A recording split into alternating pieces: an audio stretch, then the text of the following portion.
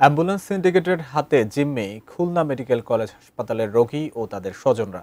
সিন্ডিকেটের বাইরের কোনো অ্যাম্বুলেন্স হাসপাতাল থেকে রোগী নিয়ে বের হতে পারে না। আর এই সিন্ডিকেটের ফাঁদে আটকে ভুক্তভোগীদের গুনতে হয় 2 থেকে 3 গুণ বেশি ভাড়া। খুলনা মেডিকেল কলেজ হাসপাতাল থেকে বিস্তারিত আরও জানাতে সরাসরি যুক্ত হচ্ছেন প্রতিনিধি মোহাম্মদ অসীম।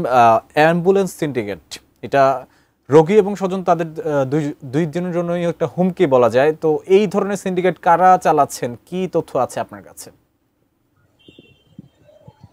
মাহমুদ, দেখুন, এক সময় কিন্তু যখন স্বৈরাচার আওয়ামী লীগ সরকার ছিল তখন এইখানকার যারা আওয়ামী লীগের নেতৃবৃন্দ ছিল তারা কিন্তু এই সিন্ডিকেটটা চালাতো। তবে সেই স্বৈরাচার সরকার কিন্তু গত বছরই বিদায় নিয়েছে। তবে স্বৈরাচার সরকার বিদায় নিলে এখানের যে ambulance syndicate Khulna medical college হাসপাতালের, সেই অ্যাম্বুলেন্স সিন্ডিকেট কিন্তু পরিবর্তন হয়েছে। অর্থাৎ এখন যারাই মূলত ক্ষমতায় রয়েছেন তারাই কিন্তু এই অ্যাম্বুলেন্স সিন্ডিকেট চালাচ্ছেন, এমনটা আমরা এখানে যারা স্বজনরা রয়েছেন রোগীর তাদের সাথে কথা বলে জানতে পেরেছি। আসলে বছরের পর বছর এই অ্যাম্বুলেন্স সিন্ডিকেট চললেও খুলনা মেডিকেল কলেজ হাসপাতাল থেকে এখন পর্যন্ত আমরা দেখিনি যে প্রশাসন বা আইনশৃঙ্খলা বাহিনীর কোনো পদক্ষেপ তারা নিয়েছে।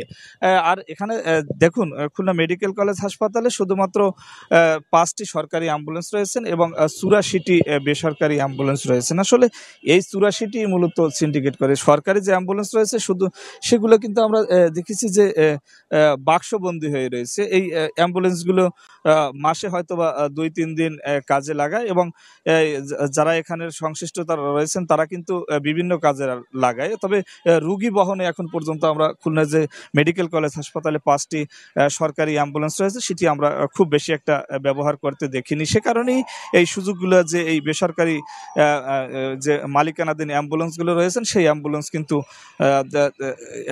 এই সিন্ডিকেটটা কাজে লাগাচ্ছে এই রুগী এবং স্বজনদের জিম্মি করে। আসলে একটি বিষয় মাহমুদ জানিয়ে রাখি, এখানে সবথেকে বড় বিষয় হচ্ছে যে যখন রুগী মারা যায় তখন কিন্তু আসলে রুগীর স্বজনরা বেশি হয়তোবা কিছুটা তাদের স্বস্তি থাকে, অর্থাৎ কিছুটা টাকা কম নিয়ে যায়। তবে যদি কোনো রুগী মারা যায় তবে কিন্তু এই অ্যাম্বুলেন্স সিন্ডিকেট 1,000 টাকার ভাড়া 10,000 টাকা পর্যন্ত নেওয়ারও অভিযোগ রয়েছে খুলনা মেডিকেল কলেজ হাসপাতালে।